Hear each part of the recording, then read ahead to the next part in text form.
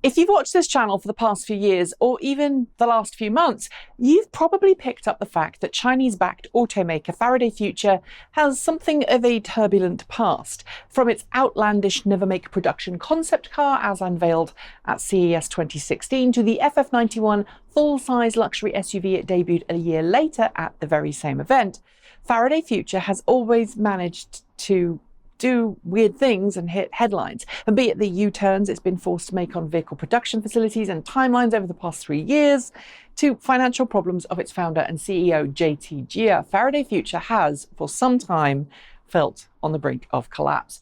To be frank, that's always felt like Faraday Future's normal state, with many of its posts on social media, not to mention its lavish reveal events, feeling like they were more for the benefit of wealthy Chinese investors than they were for anyone else.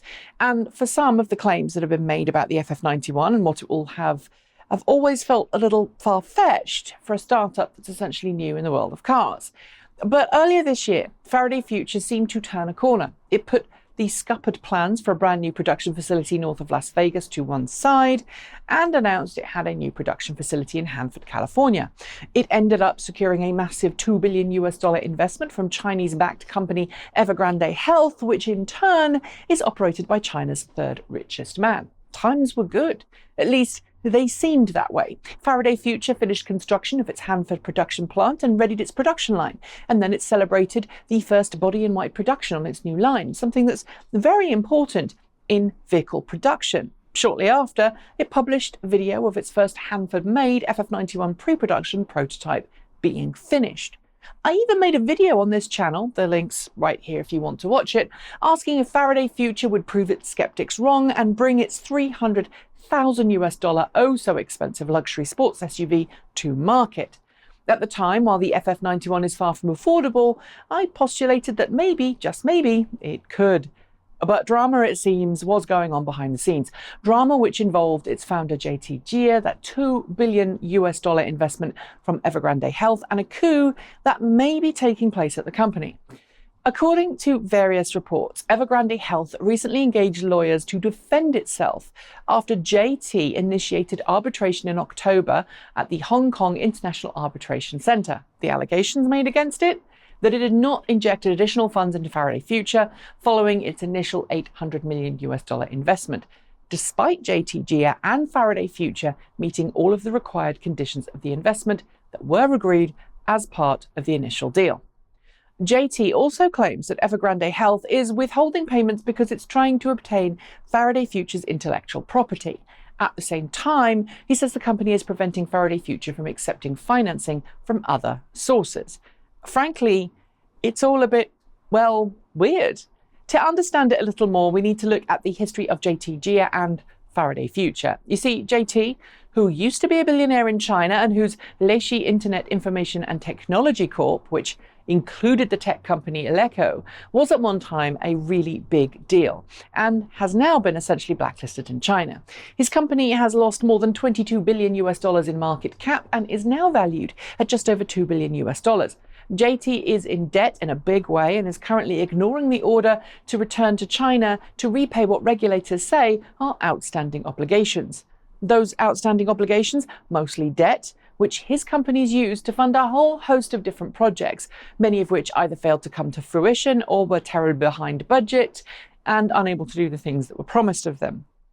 Remaining in the US, JT Jia has avoided the worst of his problems back home, but it's also meant that Evergrande Health has been able to file for a takeover of Faraday Future in China. It filed paperwork back in August to officially take over the company, forming Evergrande FF Intelligent Automotive China Company Limited and claiming full responsibility for Faraday Future's research and development, production, operations and management, at least in China.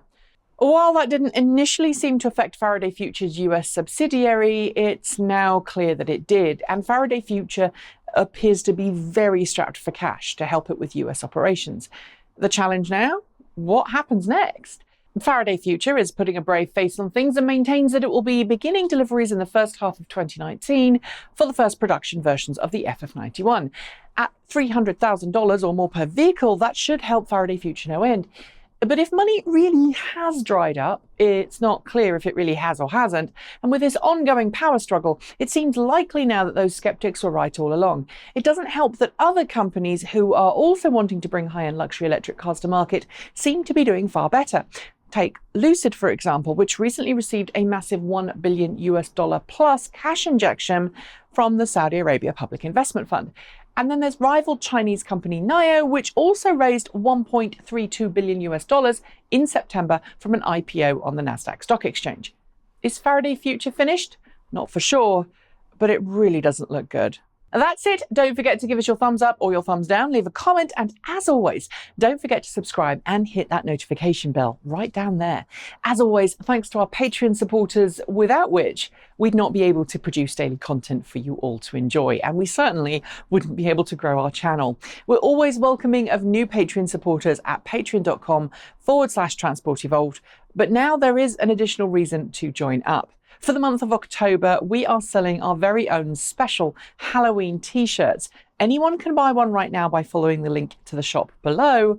But if you're a Patreon supporter who donates more than $5 a month, then you're going to get a store-wide discount for the whole month of October, including that limited edition t-shirt. So what are you waiting for? Thanks for watching, and as always, keep evolving.